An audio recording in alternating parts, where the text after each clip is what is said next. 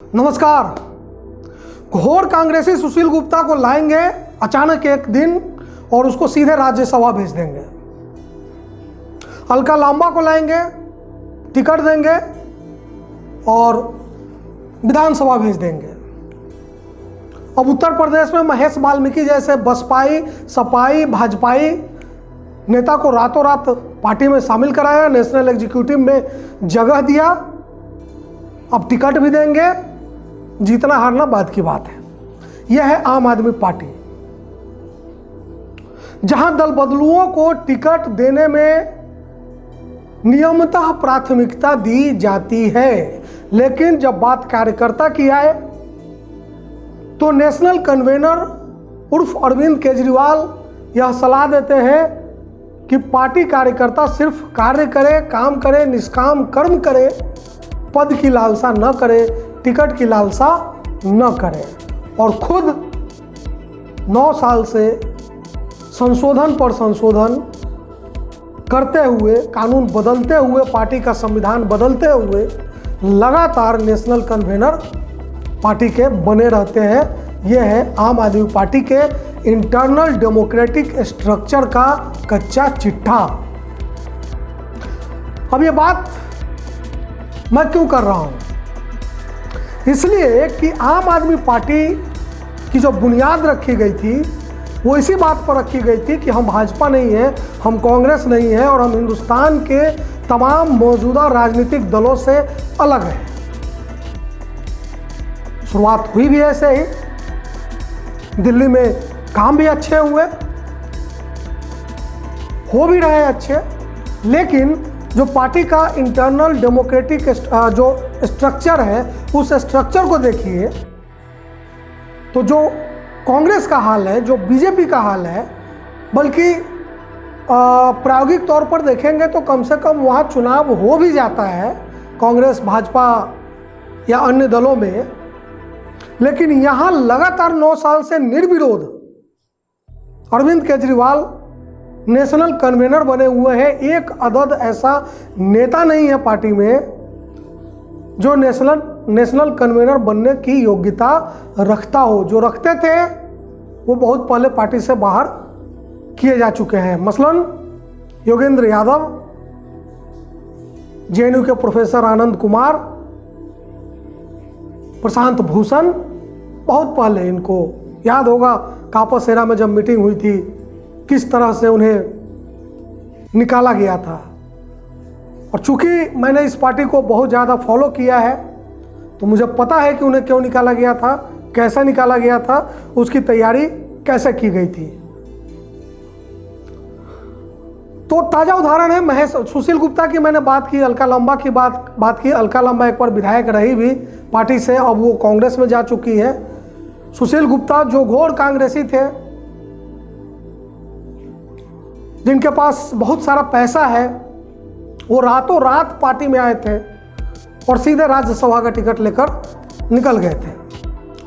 अब यूपी का चुनाव है, संजय सिंह को पूरी कमान मिली हुई है। संजय सिंह राज्यसभा सांसद है, एनर्जेटिक नेता है, ये यूपी में काम कर रहे हैं। लेकिन क्या काम कर रहे हैं कि एक तो जो सपाई, बसपाई, भाजपाई, मतलब महेश वाल्मीकि के बारे में आप जाइए और कानपुर में पता कीजिए कि ये नेता कौन है, क्या है, कैसा, आपको पता चल जाएगा। बसपा जैसी पार्टी ने, मायावती बहन जी जैसी नेता को उनको निकालना पड़ा था पार्टी से। बहुत सारे किस्से हैं उनके। खैर, उनको जब पार्टी में शामिल किया तो सीधे नेशनल एग्जीक्यूटिव में बैठा दिया,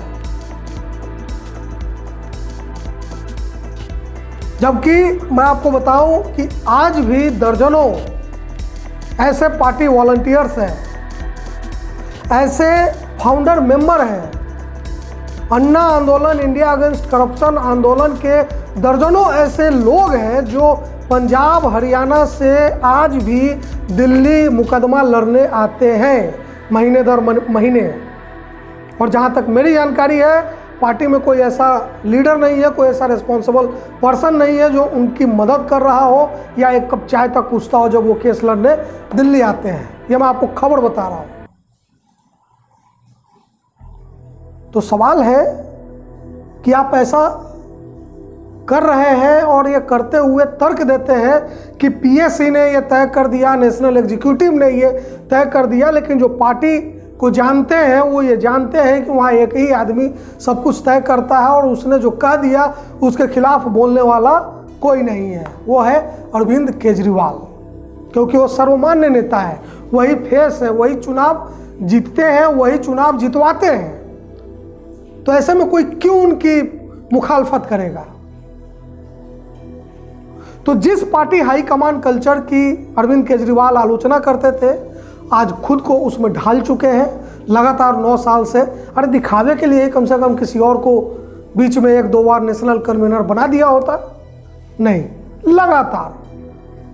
मतलब भारतीय राजनीति में एक कहा अनकहा सिद्धांत है, एक व्यक्ति एक पद, लेकिन उस पर भी वो कायम नहीं है। वो मुख्यमंत्री भी हैं और वो नेशनल कन्वीनर भी है।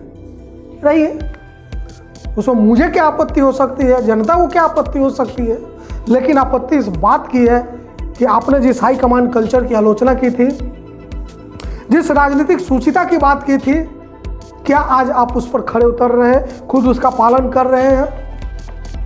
मेरे हिसाब से नहीं कर रहे हैं। तो आपको अलग क्यों समझा जाए? और अगर ये सब कुछ आपको करना ही है तो सीना तान कर कहिए ना कि हाँ हम भी हैं कांग्रेसी जैसा ही। कहिए कि आपका भी कांग्रेसाइजेशन हो चुका है, आपका भी भाजपाइजेशन भी हो चुका है। भाजपा का तो कांग्रेसाइजेशन बहुत पहले हो चुका था। आप भी कहिए, कोई मना नहीं करने वाला है। जब तक बिजली सस्ती देते रहेंगे, बिजली पानी मुफ्त देते रहेंगे, लोग आपको वोट देते रहेंगे, आप जीतते रहेंगे, दीजिए, कोई दिक्कत नहीं है। लेकिन उस राजनीतिक सूचिता की बात मत कीजिए, उस पर सवाल खड़ा होगा।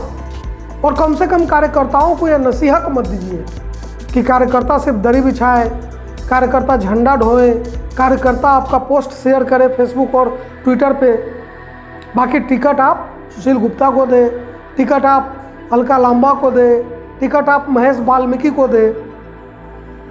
ये ठीक बात नहीं है। अगर आप ऐसा करेंगे तो हम जैसे लोग जो कांग्रेस की भी आलोचना करते हैं, भाजपा की भी आलोचना करते हैं, आपकी भी आलोचना करेंगे। आप आलोचनाओं से परे नहीं है, सिर्फ इसलिए कि आप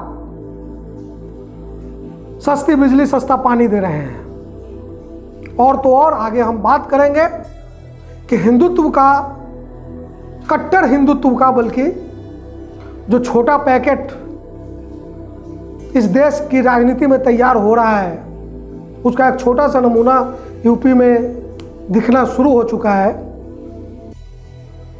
इसके बारे में हम लोग आगे और डिटेल बात करेंगे। देखते रहिए फाइनल पोस्ट। हमारे वीडियो को लाइक कीजिए, शेयर कीजिए, सब्सक्राइब कीजिए चैनल को अगर पहली बार आए हैं तो।